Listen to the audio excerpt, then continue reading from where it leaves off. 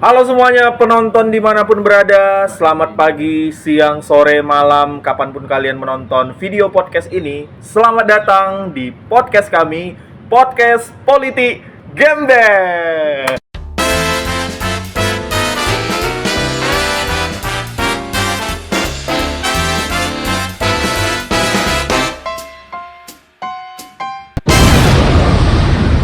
Oke, teman-teman sekalian, dimanapun kalian berada, pada saat ini kami akan membahas sedikit banyaknya tentang apa nih teman-teman? Yaitu tentang krisis moneter tahun 1998.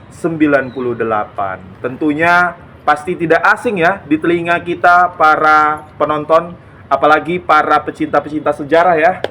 Dan di sini sudah bersama saya beberapa rekan yang akan membahas tentang topik ini. Oke, ya ini juga tidak asing ya bagi mungkin teman-teman kita yang menonton adalah orang-orang Tionghoa. Gak apa-apa kok. Mungkin ininya Kita tentunya harus tahu dulu ya siapa-siapa aja yang menjadi rekan menjadi pengamat dan juga yang akan ditangkap. Iya, yang akan ditangkap. Oke. Yang akan ditangkap dalam podcast ini. Oke, langsung saja di sini ada Bung Stephen. Oke, di sini juga ada Bung Nicholas. Dan di sini ada Bung Haikal. Dan saya sendiri sebagai Pujang adalah Elias Jayazega, dan di sini ada Ridwan Syahbani. Bungkus. Oke. Dan yang terakhir ada Sitompul Ricardo. Bang, kenapa Bang? Halo Mak, semoga kami tidak ditangkap. Iya. Oke, kita langsung saja ya mulai podcast hari ini. Kita mulai dari Bang Stephen. Kira-kira Bang Stephen kalau mendengar istilah peristiwa tahun 1998, apa yang langsung muncul di benak Abang ini? Singkat aja gitu Bang. Singkat saja. Langsung Bang. Jarah menjarah. Jarah menjarah. Nah, berarti Menjarah apa tuh Bang? Menjarah hati si Ade? Bukan ya? Kira-kira jarah apa itu Bang? Iya, kalau jarah menjarah itu karena banyak sekali itu tentang pertokoan gitu yang dijarah pada tahun 98. Pertokoan ya. Ada Bung Karno, Ada. Bung Hatta, pertokoan. Itu pertokoan Bang, itu pertokoan. Oke, berarti penjarahan barang-barang gitu ya Bang? Iya, betul. Bang. Oh, tidak ada bedanya dengan yang kemarin pernah terjadi Bang? Di mana tuh Bang? Gak tahu Bang. Yang di Tanjung Priok. Bukan ya. Nggak tahu, Bang. Bukan ya Bang. Oke. Langsung saja kita bergeser ke Bung Niko. Apa yang langsung terpikir sama Abang gitu setelah mendengar istilah peristiwa 1998? Ya, kalau kita berbicara soal 98 yang terpikirkan tentu kejatuhan dari sosok yang sangat disegani ya dalam pemerintahan Indonesia. Yang sangat disegani ya? Iya. Siapa tuh? Siapa tuh? Mungkin nanti bakalan kita bahas lebih lanjut. Oke, nggak boleh. Kita spoiler dikit aja dari Bung Niko ini ya. Si dua. Iya, pokoknya ini adalah seorang tokoh yang besar ya Bung Niko ya. Pasti. Dia Pasti. sangat besar, Berkarisma dan disegani dan tangan besi pasti. tangan besi. Wah, ada akronim-akronim yang sangat-sangat pinggir jurang nampaknya.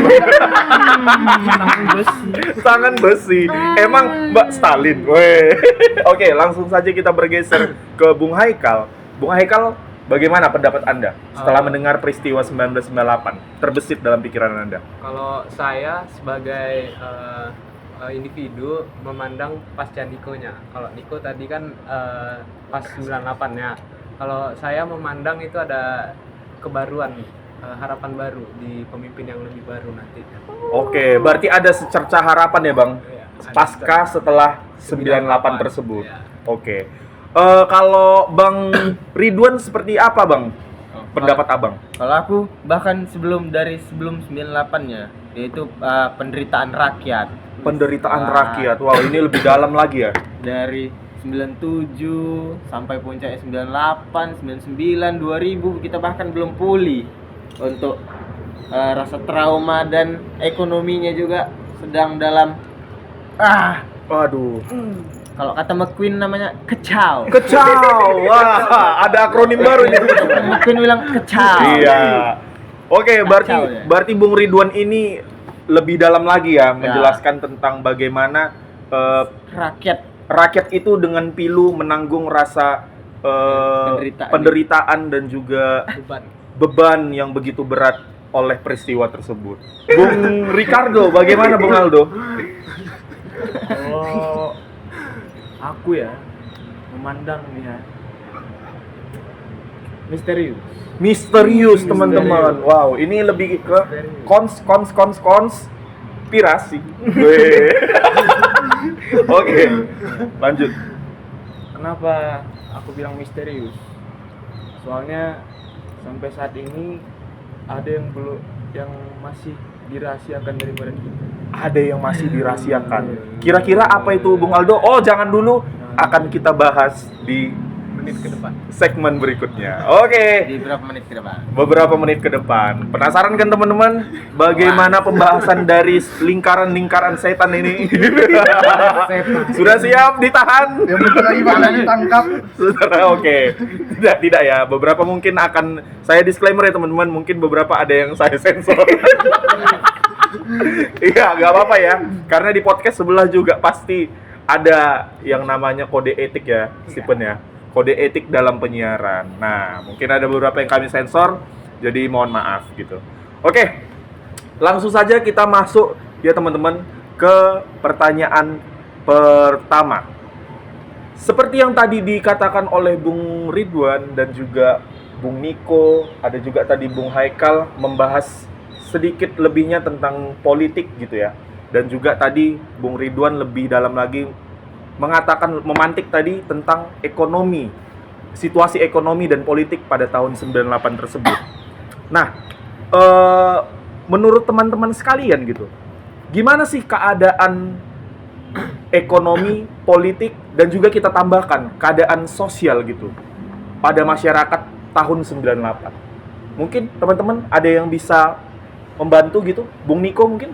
Oke, mungkin kalau kita berbicara konstruksi sosial dan ekonomi politik sebelum 98 ya, kita harus memahami dulu bagaimana rezim Orde Baru membangun kekuasaan politik mereka itu bisa terbilang sangat rapuh. Jadi mereka membangun legitimasi kekuasaannya itu melalui kekerasan sistematis di tahun 65. Yang dimulai dengan pembantaian orang-orang komunis, kemudian berbagai kebijakan-kebijakan Orde Baru menekankan bahwa pentingnya stabilitas nasional untuk menjamin kemajuan ekonomi. Tentunya ini menunjukkan bahwa apa yang sedang dibangun oleh pemerintahan Orde Baru itu hanya permukaannya semata. Namun ketika kita melihat lebih dalam, masyarakat itu ternyata mengalami penekangan, kemudian kekerasan dan pendisiplinan yang dipaksakan, kemudian pemaksaan ideologi yang sudah dimodifikasi sedemikian rupa, di mana Pancasila dipaksakan dalam berbagai rupa, seperti kebijakan-kebijakan yang diembel-embeli dengan belakangnya berideologi Pancasila, agar masyarakat patuh dan mengikuti tanpa bisa mengkritisi. Tentunya bangunan sosial ini, bangunan politik ini yang kemudian sebelum tahun 98 sudah bisa diprediksi suatu saat pasti akan runtuh, yang kemudian berpuncak pada tahun 98. Mungkin kalau dilihat dari sisi sebelum tahun 98, mungkin itu yang bisa kita perhatikan. Oke. Berarti teman-teman, tadi Bung Niko sudah menjelaskan bagaimana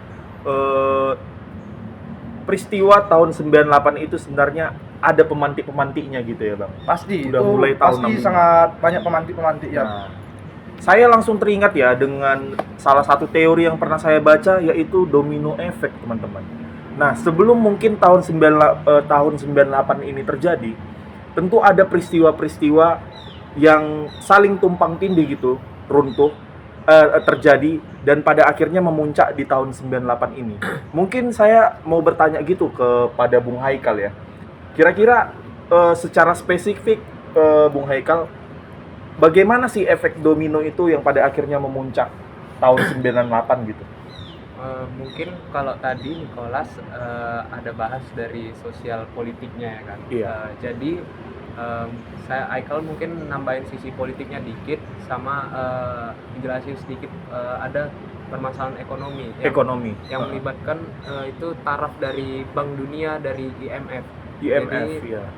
Jadi menyambung pertanyaannya Elias tadi, dia kan bilang domino efek. Iya. Mungkin domino efek itu kita rasain juga dari sejak Harto naik kekuasaan. Kita bisa Harto itu kita bisa lihat tadi dia diplot sama Angkatan Darat waktu itu untuk menjaga stabilitas nasional. Sejak itu dia udah jadi kepala negara kan, Kepala 1967 kalau nggak salah diresmikan. Iya. Kan. Semenjak itu demi mencapai stabilitas tadi itu justru banyak mengalpakan sisi-sisi kemanusiaan. Kalau kita tinjau di masa sekarang, mungkin dulu itu di bawah rezim yang mengekang itu nggak terlalu kelihatan. Jadi dengan banyaknya informasi yang sekarang Sudah mengalir gitu Iya. deras. Jadi kita bisa milah-milih mana yang kita tahu, kita yakin benar gitu. Iya, justru karena pengekangan itu makanya tidak terlihat pada masa Iya. terjadinya di zaman dulu ya. Tetapi malah terbuktinya di zaman sekarang ya teman-teman. Makin banyak informasinya. Ya informasinya. Ya tidak viral pada masa itu, tapi viralnya pada masa sekarang. kini, iya. Kalau misalnya Bung Steven gitu kan, melihat kita langsung ke hari H gitu tahun 98 ya teman-teman. Menurut Bung Steven itu bagaimana sih kondisi politik, ekonomi dan sosialnya pada tahun 98? Oke, kalau dari pandangan aku sendiri ya tentang hari H gitu. Kalau kita lihat di tahun 98 terutama bulan Mei, tentunya itu menjadi puncak ya. Bagaimana yang tadi dijelaskan Bung Haikal dan juga Bung Niko tentang bagaimana kondisi sosial dan juga politik yang dapat dikatakan tidak baik gitu ya bagi masyarakat, yang dimana kan ada seperti pengekangan begitu di dalam masyarakat gitu. Dan di tahun 98 itu menjadi momen yang titik balik lah bagi masyarakat gitu, yang dimana mereka sebelumnya dikekang dan merasa takut untuk melakukan sesuatu. Inilah menjadi momen mereka gitu. Dan kalau kita lihat kembali aksi massa yang dilakukan pada bulan Mei tentunya tidak hanya tentang tentang sebuah penurunan kekuasaan gitu, tapi juga kita melihat pada akhirnya adanya kerusuhan yang terjadi gitu, yang tentunya itu bagian yang nggak diharapkan juga kan dari para mahasiswa gitu, yang kita lihat seperti tadi saya katakan tentang penjarahan gitu, yang dimana objek-objek yang dijadikan penjarahan itu kan toko-toko yang terutama terindikasi orang-orang yang Tionghoa gitu, yang kalau kita lihat orang-orang Tionghoa ini menjadi sasaran gitu, bahkan yang sebelumnya apa ini maksudnya? Biar santai bang, biar kita lebih santai gitu ya. Oke. Fun fact teman-teman ini ya. Gimana? Masih di Ya, Oke, lanjut Mas. Kalau kita lihat kan pemusatan pada ekonomi yang cenderung nggak bersahabat dengan pribumi ini terlihat sebenarnya sudah lama gitu. Sebelum tahun 98 juga. Iya benar. Tahun 90-an sebelum itu pun juga orang-orang Tionghoa disalahkan gitu, yang dikatakan bahwa orang-orang pribumi menganggap tidak mendapatkan perekonomian yang baik atau dia pada momen ekonomi yang berada di atas gitu. Jadi itulah yang mungkin pendapat saya bagaimana tentang tahun 98 yang bukan hanya tentang kembalikan kekuasaan atau sebuah harapan, tapi juga momen di mana orang-orang yang sebelumnya mungkin tidak bebas untuk melakukan sesuatu semakin bebas untuk melakukan. Oke, luar biasa tadi yang sudah dijelaskan oleh Bung Steven, Bung Niko dan juga Bung Haikal ya mengenai bagaimana kondisi politik, sosial dan juga ekonomi pada tahun 98. Bahkan tadi Mas Nicholas sudah menjelaskan bagaimana latar belakang atau peristiwa-peristiwa sebelumnya yang pada akhirnya terjadi dan selanjutnya mempengaruhi puncak dari tahun 98 tersebut. Oke, sekarang teman-teman, tentunya seperti yang kita ketahui tahun 98 ini adalah tahun di mana terjadi satu peristiwa yang tidak bisa kita lupakan ya. Setuju ya? Iya. Dan ini menjadi salah satu peristiwa sejarah yang kelam di Indonesia. Tentunya pasti ada orang-orang yang mempunyai keresahan sehingga terjadilah peristiwa tahun 98 ini. Nah, kita jadinya dari situ kita masuk ke pertanyaan kedua, teman-teman. Kira-kira masyarakat ini apa sih yang melatar belakangi mereka untuk berniat gitu dan pada akhirnya berhasil gitu menggulingkan dan menumbangkan kekuasaan rezim Orde Baru. Oke, pada pertanyaan kedua ini langsung saja kita tanyakan kepada Bung Ridwan. Kira-kira apa yang melatar belakangi keresahan mereka gitu, Bung Ridwan? Gini ya, pengetahuanku tentang 98 ini mungkin sedikit, tapi aku berbicara sebagai masyarakat aja lah, yang mana aku udah baca-baca juga kan. 98 itu kan dilatar belakangi karena krisis ekonomi, pengangguran massal, nilai tukar rupiah yang sangat Kalau kata McQueen, kacau ya. Kacau. Kalau latar belakangi pergeseran ini ya, pergeseran kekuasaan itu ya mungkin dari penderitaan rakyat aja sih, karena kondisi sosial juga kondisi politik yang udah dirasakan rakyat ini udah memuncak dari 98, dari 97 sebenarnya, dari 97, dari sebelumnya kekuasaan si nomor 2 itu ya kan, yang sangat 32 tahun itu. Si nomor ya 2 banget nih, Bung Ridwan ya? Iya, si 32 tahun itu. Iya, nanti kita bahas ya siapa sih kekuasaan nomor 2 ini gitu.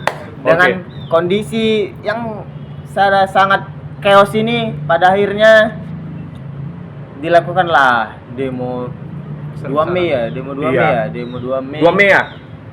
2 Mei ya? 2 Mei ya? Kita juga lupa. Tanggal berapa sih? Apa? Bulan Mei ya? demo. Kalau nggak salah puncaknya itu Bang tanggal 21 Mei kalau nggak salah. Tanggal 21 Mei. 21 Di Mei. bulan Mei yang sangat chaos itulah terjadinya pergeseran kepemimpinan ya, dari penderitaan rakyat juga lah asalnya. Dari pengangguran di mana-mana, lapangan pekerjaan nggak ada, nilai tukar rupiah juga rendah, krisis pangan juga Krisis kita kan. pangan, ya benar. Rakyat-rakyat pun makin miskin, yang udah miskin makin miskin jadinya. Ya dari menderita lah. Dan pada akhirnya mulailah dari mahasiswa ya kan, orang-orang kayak kita ini kan mulai bergerak, aktivis sebagai garda terdepan ya, ya, garda terdepan dalam menyuarakan keresahan rakyat tersebut. Yalah, apalagi Iya, karena mereka juga rakyat, mahasiswa kan juga rakyat, bener. rakyat Indonesia. Setuju nggak? Hidup mahasiswa. Hidup ya. Jangan begitu loh, Bang. Jadi ya, kalau apa penyebabnya ya kondisi sosial juga lah, masyarakat yang udah menderita, penderitaan yang udah derita makin derita. Oke, begitu ya. Berarti dari Mas Ridwan itu melihat bagaimana keresahan masyarakat terutama dalam bidang ekonomi itu sangat-sangat betul melatar belakangi kejadian tahun 98 ini. Iya, untung belum lahir. Untung belum lahir ya teman-teman. Rata-rata 2004. Oke. Langsung saja, kalau menurut Mas Aldo selain sisi ekonomi gitu, menurut Mas Aldo apa gitu yang melatar belakangi orang-orang resah gitu sehingga terjadi peristiwa tahun 98? Iya. Oh, menurutku ya, dari kenapa ada terjadinya 98, orang-orang itu mempertanyakan kekuasaan dari Si nomor 2. ya, itu. Si nomor 2. Karena memang semakin kesini, semakin kesana. Semakin kesini, semakin ke Iya. sana. Iya. Karena itu. Jadi masyarakat itu kayak bingung, resah juga.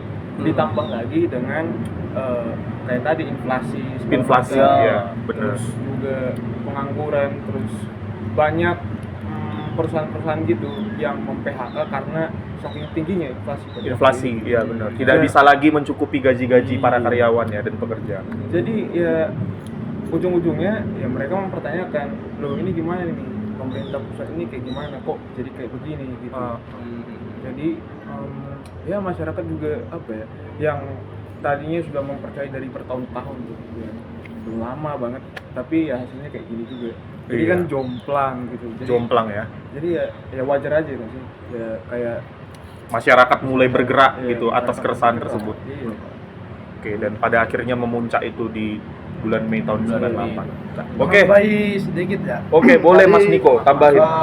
Teman-teman sebelumnya melihat dari sisi ekonomi ya. Iya. Tapi kalau kita lihat penyebab utamanya itu seperti yang dijelaskan karena kejenuhan pada bidang ekonomi, masyarakat juga tentunya memiliki keresahan pada politik dan keamanan mereka. Di mana yang kita pahami bahwa selama tahun 1998 ini tentu pembungkaman terhadap masyarakat itu berjalan sangat ketat. Kemudian beberapa peristiwa-peristiwa politik yang dimana organisasi-organisasi oposisi itu dipaksa atau dibredel secara paksa oleh pemerintah agar mereka tidak mampu melawan kekuasaan atau berdiri bersama masyarakat. Tentu ini juga menimbulkan atau memunculkan kesadaran politik bersama dalam masyarakat. Beberapa peristiwa mungkin yang perlu kita pahami yang bisa menjadi pemicu bagaimana masyarakat memiliki kesadaran politik atau dan sadar bahwa oh ini ada yang salah begitu. Ya. Mungkin itu adalah peristiwa Kuda Tuli di tahun 1996 di mana segerombolan pasukan dan segerombolan orang-orang misterius datang ke sekretariat PDIP yang saat itu sudah dipenuhi oleh massa kubu Megawati. Itu mereka diserang secara paksa oleh orang-orang misterius ini, dan di peristiwa itu ada beberapa korban jiwa dan korban luka, dan ada beberapa korban yang hilang juga. Kemudian pasca peristiwa tersebut, kubu dari Megawati ini bersama dengan beberapa organisasi sipil masyarakat seperti Partai Rakyat Demokratik yang dipimpin oleh Budiman Sujatmiko sekarang, mereka melebur bersama dan memilih untuk bergerak bersama untuk berjuang bersama masyarakat. Mungkin ini dari sisi politik yang bisa kita pahami dan kita tinjau bagaimana sisi politik ini kemudian juga bercampur dengan kejenuhan ekonomi, memunculkan rasa ketidakpercayaan terhadap pemerintah. Dan Mas Niko sudah yakin gitu ya, orang-orang misterius itu memang dari si nomor 2 ini? Oh, saya tidak bisa memastikan hal tersebut Memastikan hal karena tersebut, kita ya. tidak bisa berasumsi terkait hal itu. Oh, oke. Tapi yang pasti mereka sampai sekarang masih penuh tanda tanya dan Penuh tanda tanya. tidak ada pengadilan terhadap peristiwa tersebut. Tapi gini, ada yang dari Niko tadi ada sebenarnya aku yang masih penasaran. Kenapa Iya. Kenapa masyarakat itu yang awalnya kebanyakan itu kalau aku lihat pragmatis, ikut aja arus politik. Tapi kenapa waktu ada sekitar 90-an itu kenapa banyak mulai ingin merubah kekuasaan di samping keresahan ekonomi tadi? Itu kenapa bisa gitu dari yang pragmatis jadi kayak pengen merubah sesuatu? Oke, mungkin Bung Haikal melihat masyarakat kita yang sebelumnya di masa Orde Baru itu ya, mereka hanya mengikuti apa arus pemerintahan yang ada saja, mereka ikut-ikut saja begitu. Tapi kalau kita lihat sebenarnya kan beberapa peristiwa seperti kita mundur kembali lagi di periode-periode Orde Baru, beberapa peristiwa itu sudah menyakiti dan melukai masyarakat. Contohnya peristiwa Tanjung Priok di tahun 1984, kemudian kekerasan di Semanggi. Pada Malari, peristiwa Malari Malari, di tahun 74, 74, kemudian pemberedelan media dan Petrus, operasi Petrus. Tentunya hal ini yang sudah akumulasi ini yang kemudian sedikit banyak menyumbangkan rasa jenuh pada masyarakat.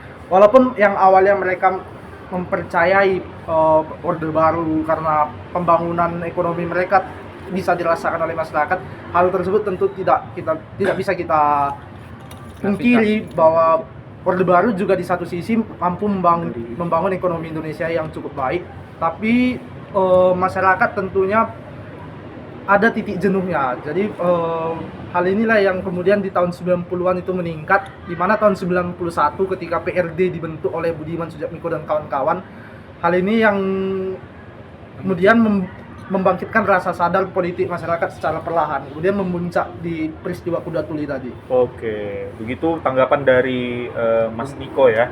Oke, teman-teman sekalian, kita masuk saja langsung ya ke pertanyaan yang selanjutnya.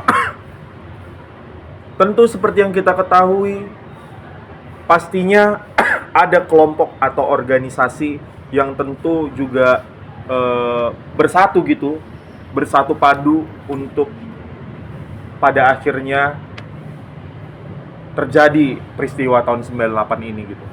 Kira-kira apa aja sih organisasi-organisasi tersebut yang mungkin teman-teman ketahui? Mungkin dari Bung Haikal gitu. Kalau saya lihat itu di samping tadi Niko udah jelasin, mungkin ya singgung PRD tadi, PRD tadi ya. Ada PDIP juga itu yang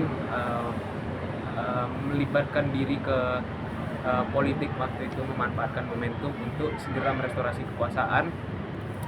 Saya juga lihat, Haikal juga lihat itu banyak mahasiswa segolongan kita gini, orang-orang dari BEM itu banyak gerak turun ke jalan untuk juga menarik diri, mengikutkan diri ke momentum politik waktu itu.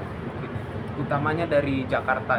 Jakarta. Apalagi yang paling terkenal itu adalah teman-teman mahasiswa kita ya dari Universitas Trisakti, di mana 4 dari mereka, bahkan mungkin itu informasi yang masuk ya, mungkin atau bisa aja lebih ya Bung Niko, mungkin ada yang lebih dari itu tapi belum terdata. Mereka wafat gitu sebagai martir reformasi pada peristiwa tersebut. Oke, menurut teman-teman yang lain, apakah ada organisasi atau kumpulan gerakan yang lain yang melibatkan diri pada tahun 98 ini? Mungkin dari Bung Aldo mungkin? Soal organisasi Iya. paling ya kalau yang aku lihat dari mahasiswa tadi lah yang paling Mahasiswa. berperan penuh gitu ya, Penuh ya. karena kalau tanpa mereka ya ini mungkin nggak akan terjadi gitu, sebuah revolusi yang besar-besaran gitu. Iya. Gitu sih puncak. Oke. Mungkin dari Mas Steven gitu, apakah sama gitu bahwa mahasiswa atau juga tadi yang dibilang Mas Haikal, PRD ya? PRD juga salah satu dari banyaknya organisasi gitu atau kumpulan gerakan yang melatar belakangi peristiwa 98 ini. Oke, kalau tadi kan udah ada dijelaskan juga gitu dari 3 sumber kita lah pada hari ini. Ya mungkin secara garis besarnya saya juga sama gitu, karena ya yang terlihat secara umumnya tentunya kan golongan-golongan mahasiswa dan juga masyarakat yang tergabung gitu.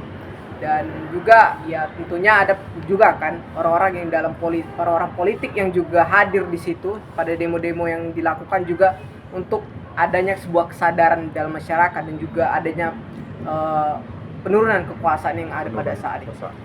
Oke, kalau menurut Mas Ridwan itu seperti apa sih gitu kumpulan-kumpulan gerakan ini? Loh, kalau aku mungkin ini yang tidak dilihat banyak orang ya. Tidak dilihat oleh banyak orang. Mungkin Menarik. ada aliansi jurnalistik. Aliansi Indonesia. jurnalistik. Oke. Mereka kan juga berperan dalam merekam penuh adegan-adegan yang Dewasa. Iya. sangat Oh iya, benar teman-teman. Iya, dewasa. Sangat dewasa Dewasa, karena di situ dewasa. ada pemukulan, Iya, kekerasan banyak. gitu ya. Itu Dewasa. tidak dilihat sama orang-orang ya. Padahal itu penting untuk merekam setiap momen gitu kan. Ada hal-hal yang sebenarnya tidak terlihat oleh mata tapi terlihat oleh kamera gitu kan. Nah, ada juga yang ditulis, dicatat, Iya. tanya Menurut segala pertanyaan. menarik ya Bung Ridwan. Malahan itu juga lah yang menyebabkan pada masa sekarang kejadian-kejadian tahun 98 Ya. ini walaupun sudah lampau tetapi Kita masih bisa berkaca. Iya, kita kembali. masih bisa menyaksikan apa yang terjadi pada peristiwa tersebut, teman-teman. Buktinya, Iya. di hidupnya. Itulah yang mungkin yang membuat cerita-cerita atau kayak pembahasan tahun 98 ini tetap hangat gitu dibicarakan hingga sampai masa sekarang. Ya Itulah itu tadi. namanya sejarah. Iya, Kita terdokumentasi dengan baik. gitu. tidak ingin terulang kembali sejarah kelam-kelam itu ya kan. Belajar Iya. dari masa lalu. Belajarlah Harus dari belajar. masa lalu. Lihat aja di YouTube itu teman-teman, banyak itu. Banyak itu. Penganiayaan ya Bung Niko ya. Penganiayaan seperti apa Bung Niko? Tidak bisa kita sebutkan. Tidak bisa kita Dolar sebutkan. kuning kita. Nanti kena dolar kuning ya teman-teman. Oke. Takut ditonton keluarga ini. Bumi, tolong Bumi. Oke teman-teman, tadi Mungkin sedikit ya. Iya, boleh. Tadi kan menyinggung soal sisi-sisi oposisi. Kan Bung Ilyas tadi sempat bertanya siapa saja oposisi ini ya. Iya. Tapi tadi Bung bertanya dari si organisasi. Mungkin kita perlu melihat juga tokoh-tokoh utama yang menggerakkan oposisi ini, karena kita tahu bahwa Indonesia ini sangat memerlukan sosok ketokohan untuk menggerakkan masyarakatnya. Iya. Ini sudah menjadi watak dari masyarakat kita dari zaman awal kemerdekaan, di mana kita melihat Bung Karno itu kan dia ditokohkan. Kemudian tentunya di tahun 98 ini juga ada masyarakat yang menokohkan beberapa tokoh oposisi. Kita sebut saja Abdurrahman Wahid yang menjadi presiden keempat. Kemudian ada Megawati Soekarno Putri, kemudian ada Amin Rais dan Budiman Sujatmiko dan beberapa tokoh-tokoh lain. Abdurrahman Wahid ini fun fact-nya teman-teman, dia ketua PBNU yang di tahun 91 atau 92 pernah berupaya didongkel oleh Soeharto dari kursi ketua PBNU. Karena Seram ya? upaya ini dilakukan karena Soeharto menganggap bahwa NU di bawah Gus Dur itu bergerak moderat dan tidak sejalan dengan pemerintah. Jadi ada upaya-upaya dari rezim untuk mendongkel kekuasaan dari kursi kedudukan Abdurrahman Wahid itu dari ketua PBNU saat itu. Iya. Sangat bagaimana pada saat itu pemerintahan Soeharto begitu sangat menyegani ya PBNU ini. Kalau dari sekarang PBNU gimana sih? Apakah masih itu beda pembahasan ya teman-teman. Itu udah beda pembahasan. Iya, iya. Semoga nggak ketangkap. Iya, PBNU sekarang ketangkap. PBNU sekarang udah kayak kucing kuning ya. Kucing oren. Kucing oren yang didatangi singa langsung kabur. Kuning kenapa? Enggak apa-apa. Sekarang kita aja. Kena Oke, kunyit. oke teman-teman, menarik ya tadi Nicholas menambahkan tentang bagaimana Gus Dur dan juga ada tadi Megawati dan juga Amin Rais yang juga beberapa tokoh yang bergerak gitu untuk pada puncaknya menjadikan peristiwa 98 ini terwujud gitu. Oke teman-teman, tadi kita sudah membahas sangat mendalam ya teman-teman tentang bagaimana latar belakang terjadinya tahun 98 dan pada akhirnya bagaimana tahun 98 ini terjadi pada hari hanya di bulan Mei, dan kita masuk ke pada pasca peristiwa tahun 98 tersebut, pasca kejadiannya gitu.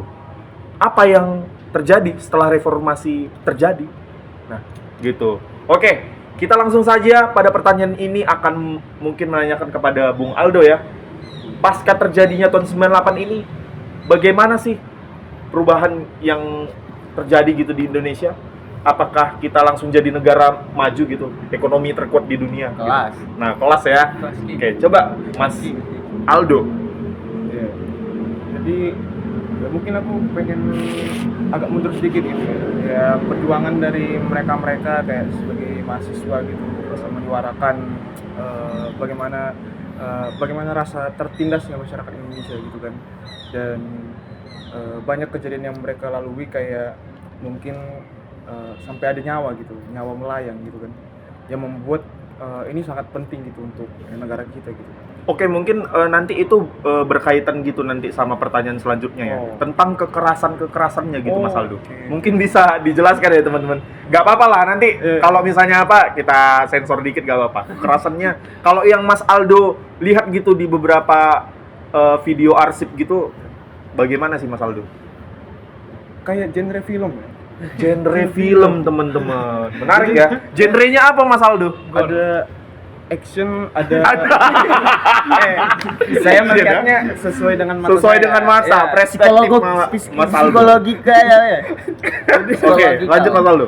Jadi ada action, misterius kayak, dan juga ada detektifnya juga. Oh, ada Mas. detektifnya. Saya akan menggambarkan detektif ini ya masyarakat di sana mencari kebenarannya pada saat itu gitu. Dan saya juga pada awalnya kan ada sebutan istilah Petrus. Saya kira Petrus, itu adalah hal yang baik. Adalah hal yang baik. Saya kira itu kayak hal-hal rohani ke sana. Oh iya. Oh baru nggak ya penonton ya baru. Waktu apa? Saya kan masih awam-awam dengan informasi. Iya benar. Ditulis di saya lihat ada Petrus Petrus di gitu. 98. Ternyata artinya bagus nih. Bagus. Kayak rohani. Rohani nih. Salah satu murid Tuhan nih gitu. Dimuridkan ya, mantap nih. Terus saya lihat lagi, loh, kok ada door-doornya? Kalau ada door-doornya. Pintu. Makanya saya gambarkan ini kayak misterius gitu. Ada misterius dan action juga. Gitu. Action juga. Tapi ya kita lihat juga ternyata ya parah juga ya ternyata. Iya, dulu parah sampai ya kok sampai begini gitu, sampai harus ada nyawa yang melayang gitu. Iya. Kalau paskanya gitu tadi pertanyaan kembali ke pertanyaan pertama tadi Mas Aldo, setelah kejadian tahun 98 ini apa yang kira-kira menurut Mas Aldo itu berubah gitu? Ya mungkin ya kita bisa lihat ya pemimpinnya ya kita tahu sendiri bahwa wakilnya naik gitu. Iya, Yaitu Pak B.J. Habibie ya. Gitu naik. Ya saya rasa itu hal yang mungkin perubahan yang baik ya untuk bisa diterima gitu dengan mundurnya beliau presiden kedua digantikan dengan wakilnya gitu. Dan saya rasa yang diperbuat presiden ketiga gitu sangat baik dan sangat efektif dan cepat sekali gitu ya. Dilihat dari inflasi gitu, dari inflasi terus mata uang kita itu udah kembali naik lagi gitu. Iya. Dan apa ya, terbukti gitu dengan kerja yang sangat singkat ini, mata uang dari Indonesia pada saat itu Ya kalau nggak salah 16.000 jadi 6.000 sekian ya. Itu sangat naik sekali gitu sih. Dan kalau dilihat juga ya mulai kembali normal lagi lah bahan pangan dan segala macam gitu. Jadi Iya. berefek lah. Walaupun tentu ada seperti usaha-usaha yang lebih keras gitu untuk menaikkan Iya. kondisi ekonomi yang sudah terpuruk tadi ya. Iya. Oke, kalau menurut Mas Ridwan bagaimana Mas Ridwan? Pasca terjadinya tahun 98 ini, apa ya gitu yang berubah? Ya kalau aku balik lagi, aku dari awal bilang kalau aku pandangannya sebagai masyarakat, ya kayak mana masyarakat kembali nggak normal sih. Nggak itu normal. butuh beberapa tahun untuk bisa mereka kembali normal, butuh 10 sampai Pasti. 5 sampai 10 tahun ya untuk normal ya. Walaupun ya seperti kata Aldo tadi kan, B.J. Habibie bisa bikin rupiah jadi 6.000, tapi tetap aja masih banyak, tingkat pengangguran juga masih banyak, kerusuhan juga terjadi di mana-mana. Setelah walaupun setelah kita udah punya presiden ketiga kan, di Iya. mana-mana tetap jadi kerusuhan yang lebih parah lah. Parah, iya. Bahkan yang antar etnis di sana di sini jadi chaos di mana-mana. Itu juga mungkin ya yang bikin B.J. Habibie masa kepemimpinannya singkat juga. Sangat kan singkat, karena iya. ada ketidakberhasilan juga dalam kepemimpinannya itu. Walaupun sekecil itu tetap aja gitu kan. Iya. Masyarakat juga harus diperhatikan gitu. Dari Ya. awal juga kan kebutuhan pangan bukan 98 nih terjadi. Ya 99 udah kebutuhan pangan udah balik lagi normal. Enggak juga kan. Ekonomi juga masih anjlok-anjloknya. Walaupun kita udah punya presiden gitu. Oke, gitu ya Mas Ridwan dan juga Mas Aldo. Tetapi tadi menarik ya teman-teman. Pasca terjadinya peristiwa reformasi tahun 98 ini, tentu kita semua mengetahui sudah apa sih? Kita inilah Oke, kita itu sudah apa ya? berduka itu namanya. Heeh. 98 itu berduka. Gitu. Pada tahun itu mungkin sudah ada keterbukaan gitu dari pemerintah untuk membuka titik balik yang sebelumnya tertutup sekarang lebih terbuka gitu kepada masyarakat. Tetapi muncul pula gitu masalah baru di mana tingkat kriminalitas gitu, terutama di daerah-daerah justru semakin meningkat, teman-teman. Nah, mungkin salah satu faktornya itu adalah itu tadi, sudah tidak ada diberlakukan Petrus. Nah, menurut Mas Niko gitu, tanggapannya apa sih gitu? Apakah seperti itu gitu? Oke, mungkin tadi kita ingin sedikit menambahi. Ya, aku mau menambahi soal Pasca tadi. 98. Oke. Kalau kita memahami dari bahasa politik apa yang terjadi di 98 ini, tentunya ini bukan sesuatu hal yang merubah tatanan negara kita secara total ya. Total ya, seluruh. Tapi ini adalah negosiasi transisi antara pemerintah yang berkuasa saat itu, golongan birokrat dengan oposisi. Mengapa disebut demikian? Karena kalau kita lihat beberapa orang-orang atau kalangan pengusaha, kemudian oportunis pada masa Orde Baru itu masih memegang peranan penting di negara sampai hari ini. Hari ini benar. Contohnya Nomor 8. beberapa pengusaha ya, pengusaha di zaman Orde Baru yang disebut 9 Naga itu sampai hari ini masih dikenal secara luas di Indonesia memegang tampuk kekuasaan ekonomi. Iya. Itu menandakan bahwa apa yang terjadi di tahun 98 ini tidak sepenuhnya dipegang kendali oleh rakyat. Karena jika diambil oleh rakyat, maka yang terjadi bukan reformasi namun disebut revolusi. Iya. Sayangnya yang terjadi di tahun 98 ini adalah transisi politik dan perpindahan kepentingan dan upaya untuk menjaga kepentingan dari orang-orang yang berkuasa sebelumnya dipindahkan dalam kemasan yang baru, kemudian disebut menjadi reformasi. Hal ini yang berdampak pada kita hari ini. Kenapa masyarakat kita hari ini tidak mengalami banyak perubahan dan justru kriminalitas itu meningkat. Karena negara tidak sepenuhnya berubah. Yang berubah itu hanya beberapa segelintir orangnya, hanya dan tentu yang kita tahu bahwa demilitarisasi dari dari masyarakat sipil, militer dipaksa mundur. Hanya hal itu yang bisa dilihat dari apa yang terjadi di tahun 98. Jika kita tinjau kembali, ternyata yang terjadi di tahun 98 itu tidak terlalu banyak mengubah tatanan negara. Oke, Mas Niko. Oke, selanjutnya mungkin Mas Steven, kalau bicara tentang pasca reformasi, kira-kira apa gitu yang terbesit dalam pikiran Mas Steven? Oke, kalau berbicara tentang pasca reformasi ya, tadi Bung Niko udah memberitahukan juga gitu. Mungkin bagian politiknya yang kita lihat seperti transaksi lah, kalau bisa dibilang transisi dan transaksi politik gitu. Kalau kita lihat kembali kan pada akhirnya yang menjabat pada tahun 98-99 tersebut pun pada akhirnya memang diragukan juga, karena kan yang menduduki pemerintahan juga orang-orang lama yang ada di Orde Baru. Wah, siapa tuh Pen? Waduh, itulah itu Bang. Itu Nah, ya. jadi kan masyarakat sendiri pun tidak sepenuhnya percaya gitu. Dan ya kalau kita lihat juga kekerasan-kekerasan yang juga terjadi di sebelumnya juga nggak terselesaikan dengan baik gitu. Pertama, hukum-hukum yang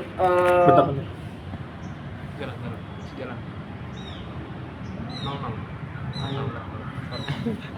Oke, lanjut. Sertifikat itu paspor. Iya, teman-teman. dan hukum-hukum yang seharusnya dijalankan untuk mereka yang merasa tertindas pada tahun 98 juga nggak sepenuhnya terjalankan gitu. Iya. Dan ya itu kalau kita lihat bidang hukum dan juga tentang politik itu. Lalu bagaimana juga tentang hal yang lainnya gitu. Kalau kita lihat tadi Bung Ridwan menyinggung juga tentang kriminalitas begitu kan.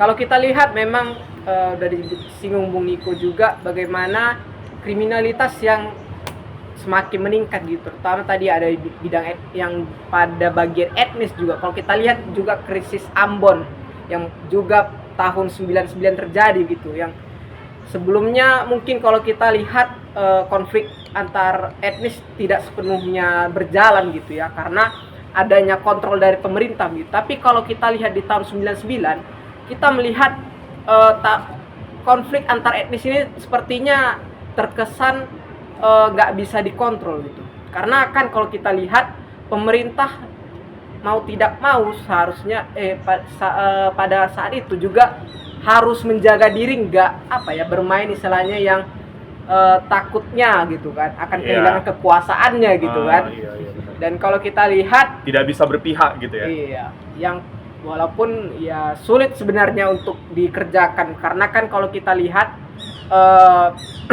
pihak-pihak dari aparat sendiri pun juga cukup kesulitan kalau Sangat kesulitan. dibilang, karena kan masa yang cukup dikatakan bebas ya, kalau bisa kita bilang tidak ada lagi yang dikatakan pengekakan gitu. Pengekakan seperti di Orde Iya. Baru tadi ya. Kalau di Orde Baru kita lihat masyarakat cukup takut untuk melakukan sesuatu. Takut dong, bertato dikit, dor.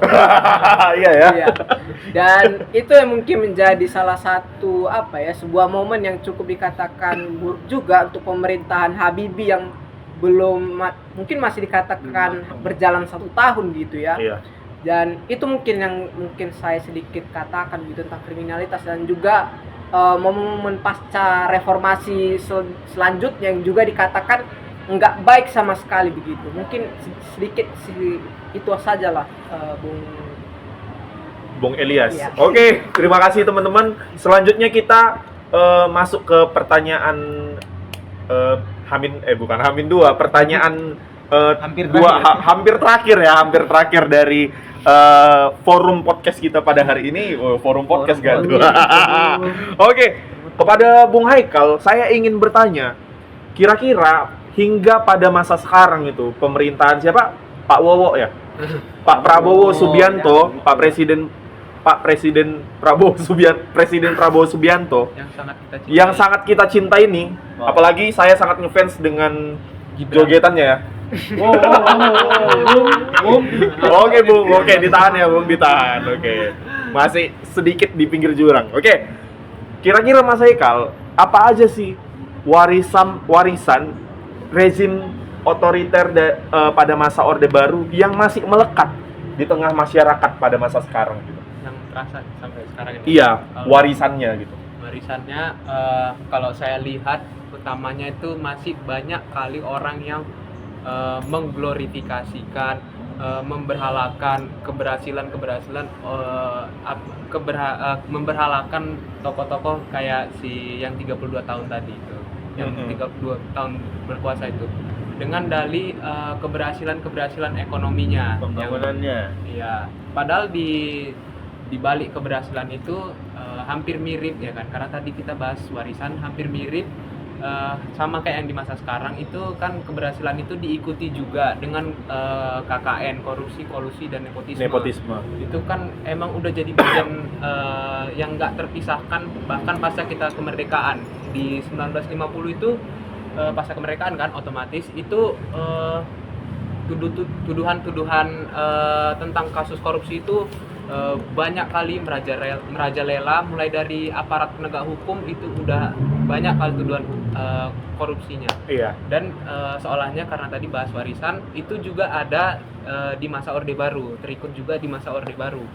Namun karena menjamin stabilitas negara, hal itu seolahnya nggak terlihat dan tanda kutipnya ditutup-tutupi. Oke. Seperti yang kita ketahui, terima kasih ya Mas Haikal. Seperti yang kita ketahui teman-teman,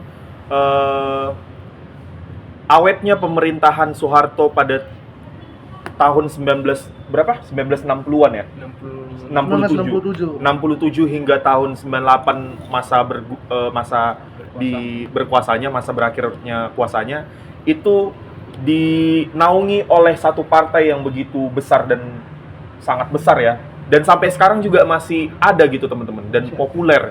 Bukan populer koreksi ya, Bung. Bukan partai, tapi dia disebut sebagai golongan atau semacam organisasi karena kok Soeharto menolak dia disebut partai. Data baru teman-teman. Padahal aturan-aturan yang sebelumnya menetapkan bahwa ASN, ABRI dan sebagai berikutnya dilarang terlibat politik praktis. Kemudian dibentuk sebuah organisasi baru disebut dengan golongan karya agar mereka dapat bergabung ke dalamnya sehingga tidak terjebak dengan aturan yang membatasi tidak terlibat dalam partai. Jalan resminya. Oke, berarti teman-teman. Karena seperti yang kita ketahui sebenarnya teman-teman, pada tahun pada masa pemerintahan Soeharto tidak hanya anggota partai yang wajib memilih dia gitu ya. Tetapi siapa aja PNS, ASN, dan juga ya beberapa pekerja pegawai-pegawai negara juga yang memang ia harus ya memilih dia gitu, memilih Presiden Soeharto untuk bisa menjabat selama 30 tahun lamanya, 32 tahun lamanya.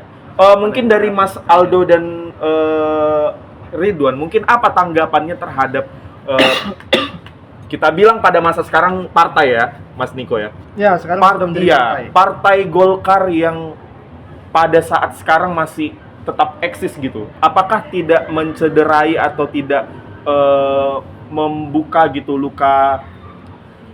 luka lama gitu kepada masyarakat Indonesia yang sangat gitu trauma terhadap peristiwa yang terjadi tahun 98 gitu. Aldo mungkin?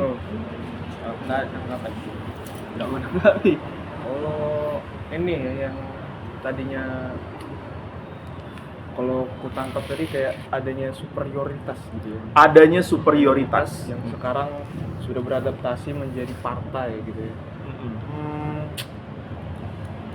Mungkin suatu saat ya kalau ku dengar tadi ya, mungkin ada percobaan lagi untuk memulai hal itu.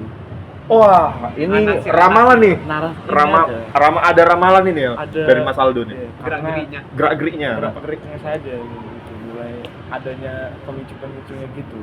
Ya tapi ya kita harap ya semoga ya Tidak tetap terjadi lagi. Tidak terjadi lagi. Ya karena kalau terjadi lagi ya mungkin akan lebih parah. Itulah fungsinya sejarah dan Belajar dari masa lalu, teman-teman. Oke, mungkin saya ingin bertanya kepada mungkin Mas Steven dan juga Mas Aldo, Mas Nicholas gitu, tentang tanggapannya terhadap salah satu partai, bukan partai apa namanya? koalisi. Iya, contohnya kalau misalnya kita ibaratkan teman-teman seperti seperti apa namanya? HKBP yang pecah, ada HKI gitu kan. Begitu juga Partai Golkar, teman-teman. Ada juga pecahannya yang jadi partai kecil gitu, yaitu Partai Berkarya. Mungkin teman-teman lain, apakah itu salah satu apa namanya? Iya, apakah pada saat itu terjadi kayak dualisme kepemimpinan, yang satu ingin Partai Golkar ini tetap menjunjung tinggi seorang tokoh Soeharto ya, si 32 tahun itu, atau mereka ingin berubah gitu partainya menjadi lebih terbuka dan reformasi gitu, lebih baik gitu ke depannya. Mungkin dari teman-teman bagaimana tanggapannya terhadap partai kecil ini, Partai Berkarya, yang dipimpin langsung Sama oleh anaknya Mas Tommy Soeharto. Iya. Oke. Saya mimpin adik karya ya. Kalau berbicara tentang Partai Berkarya ya, yang kita lihat mungkin hadir tahun 2024 ya kalau tidak salah. Iya. Sebelumnya juga sudah ada, Bu. Sudah ada ya, Bung? Ada ya, cuman Oke. mungkin belum terlalu eksis yang Iya. kita lihat gitu. Terakhir saya lihat itu ada apa namanya? Poster apanya diangkut-angkut, Bang. Oke. Kalau kita lihat memang mungkin ya kita lihat di Golkar sendiri kan memang beberapa tahun terakhir ini berusaha untuk tetap menikmati kekuasaan yang ada gitu. Kalau kita lihat misalkan di tanda petik di sini ya. Tanda petik ya. Rezim Jokowi. Wah. Kita lihat juga kan Golkar ini memiliki juga kekuasaan yang cukup dekat dengan pemerintah pada saat itu, dan juga kita lihat sekarang yang masih cukup dekat dengan pemerintah gitu. Dan mungkin Partai Berkarya yang mungkin tidak sejalan dengan Golkar sendiri, mungkin itu yang membuat adanya pembentukan partai yang kita lihat warnanya juga tidak Jauh berbeda, teman-teman. dengan arah politik yang berbeda begitu.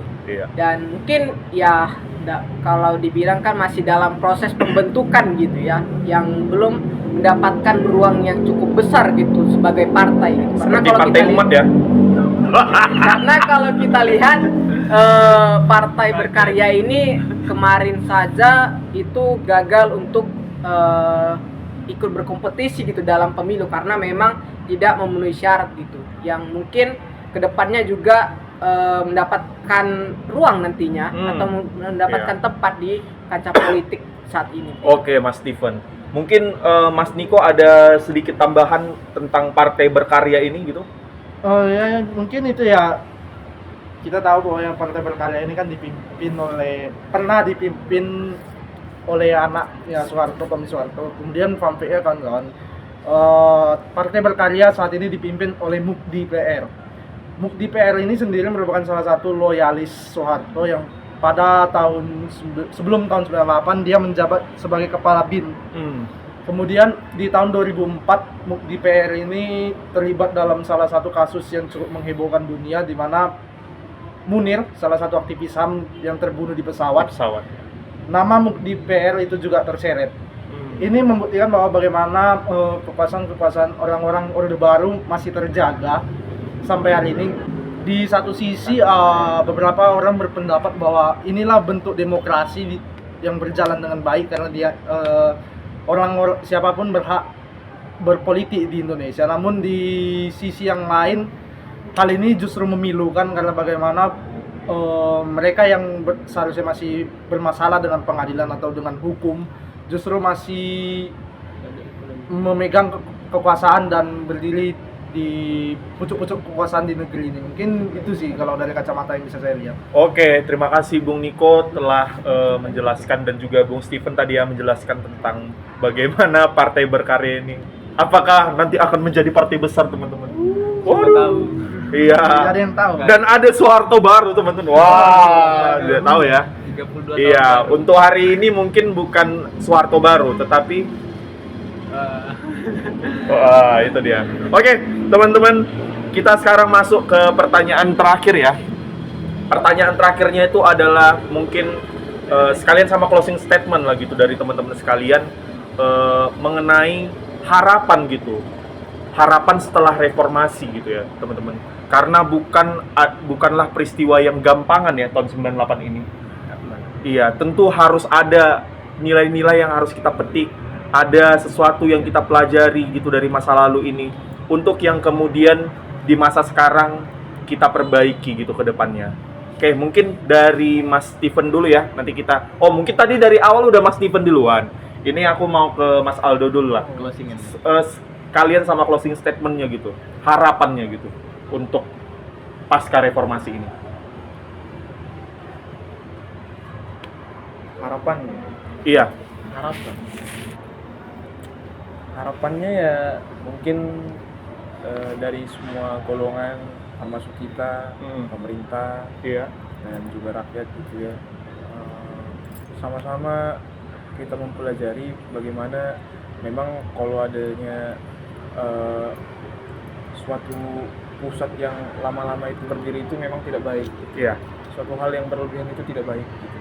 Yang jadinya menimbulkan sebuah hal yang mungkin adanya hal egois dan juga hal-hal yang bisa merugikan orang sekitarnya gitu karena perbuatan berlebihan itu. Jadi harapannya adalah kita mungkin bisa lebih peduli lagi gitu ya sama situasi kondisi di sekitar kita aja gitu. Harus lebih peduli Lebih dengan care, kondisi lebih sekitar ya. peka juga, karena mungkin saja kalau kita tidak peka dan hal-hal yang kayak ketimpangan gitu, itu mungkin akan merembet menjadi hal yang lebih besar. Iya. Itu untuk kalian ya, orang-orang yang meranggap remeh orang-orang lagi demo ya. Iya. Kalian bisa bebas kemana-mana itu karena orang-orang demo tersebut. Tidak ada yang menekan, maka kebijakan yang keliru akan terus berjalan. Oke, mungkin dari Mas Ridwan, boleh closing statement dan harapannya gitu pasca reformasi. Ya, aku akan bilang sebagai rakyat kita harus berani. Sebagai rakyat kita nggak boleh takut. Nggak boleh takut. Dan sebagai rakyat kita harus apa ya namanya?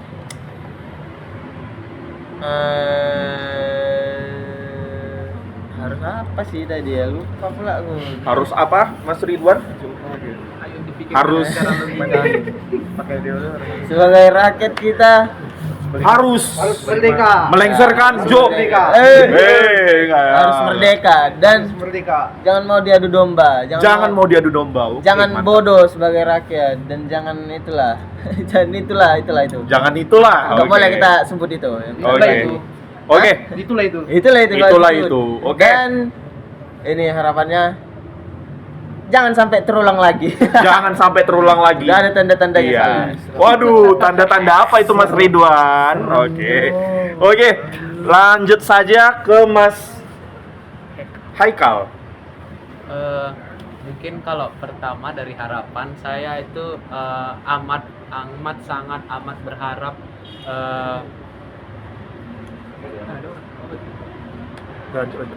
amat sangat berharap makin kuatnya lagi, makin dipertegas lagi apa yang kita anut sebagai sistem demokrasi dan yang paling jelas, yang paling saya nggak mau itu adanya menisbikan, mengalpakan demokrasi lagi kayak yang pernah ada di 32 tahun pimpinannya gitu. Terakhir closing statement saya itu sih saya amat berharap tadi itu aja. Oke, mungkin boleh ke Mas Niko. Oke, mungkin itu ya untuk harapan kita bersama tentunya. Kita berharap peristiwa 1998 ini bisa menjadi pembelajaran bersama bagi kita ke depannya, bagaimana menyikapi suatu sejarah bangsa ini tidak hanya dilihat dari yang baik-baiknya saja.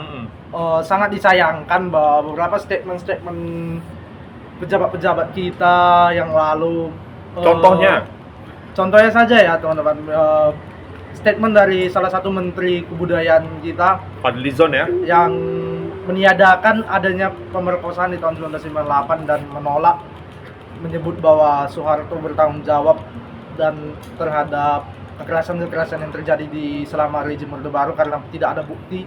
Tentunya hal ini kita harapkan ke depannya bisa menjadi lebih baik, dan penulisan sejarah di Indonesia itu seharusnya juga memasukkan sejarah-sejarah yang kelam, karena apapun yang terjadi, fakta dalam sejarah itu harus ditulis walaupun itu buruk sekalipun. Closing statement dariku ya, barangkali kita sebagai masyarakat harus lebih sadar dan lebih peka terhadap perubahan-perubahan politik yang ada, sehingga kita tidak dibodoh-bodohi lagi atau tidak ditipu lagi oleh kepentingan-kepentingan politik, baik pragmatis, ideologis, dan sebagainya. Mungkin itu. Oke, makasih Mas Niko. Mungkin lanjut ke Mas Steven ya, closing statement dan juga harapan dari Mas Steven pasca reformasi ini. Iya, baik. Terima kasih Bung Ilyas. Untuk harapan sendiri sebenarnya udah cukup baik disampaikan teman-teman gitu ya. Bagaimana tentang kesadaran masyarakat, terutama tentang apa yang sudah terjadi sebelumnya begitu. Dan harapan aku juga, saya mungkin kita juga harus sama-sama untuk lebih terbuka lagi pikirannya ya. Tentu jangan hanya berfokus pada hal-hal manis yang kita lihat cukup dijanjikan oleh pemerintah gitu. Jangan ya pada akhirnya kita melupakan apa yang sudah terjadi sebelumnya begitu. Sebuah rezim yang cukup lama yang di otoriter gitu ya. Tapi karena kita di saat ini menganggap sudah diiming-imingi janji yang manis, kita seperti akan lupa apa yang sedang terjadi dalam pemerintahan sendiri gitu. Kalau kita lihat bagaimana yang sebelumnya terjadi tentang dui fungsi ABRI juga atau dui fungsi dalam militer ya, gitu kan. Dan itu menjadi harus kita soroti juga gitu. Jangan pada akhirnya nanti pemerintah perlahan-perlahan akan menerapkan apa yang sudah menjadi traumatis bagi masyarakat sebelumnya gitu. Dan juga mungkin kita juga harus lebih melihat gitu ya, bagaimana pejabat-pejabat saat ini yang mungkin tidak kita lihat pada sebelumnya. Pejabat sekarang yang condong pada cukup bebas dalam berkomentar ya. Waduh. Yang kita lihat seperti kurang mempertanggungjawabkan apa yang dikatakannya. Bahkan tidak malu untuk sekedar meminta maaf kepada masyarakat. Mungkin itu juga menjadi harus perhatian kita juga gitu. Dan mungkin closing statement juga kembali kita tadi seperti Bung Niko katakan, jangan hanya romantis dari Orde Baru saja yang kita lihat, tapi juga bagaimana hal-hal kelam yang juga menjadi pembelajaran untuk kita saat ini. Mungkin begitu saja, Bung Ilis. Oke, terima kasih Mas Steven. Teman-teman sekalian, kita harus berkaca dengan sejarah, kita harus melihat bagaimana peristiwa-peristiwa kelam yang pernah terjadi di bangsa kita. Kita sebagai masyarakat Indonesia, terutama generasi muda, tentu tidak boleh diam dan juga tidak boleh menutup telinga dan juga menutup mata untuk melihat peristiwa-peristiwa kelam tersebut. Ini semua kita pelajari, ini semua kita renungi untuk masa depan bangsa kita di tahun harapan kita, yaitu 2045 menuju Indonesia Emas. Setuju teman-teman? Setuju ya? Oke teman-teman, sekian podcast kita pada hari ini. Semoga bisa menambah wawasan dari teman-teman sekalian tentang peristiwa tahun 98. Apa tuh di sana tuh hijau-hijau tuh?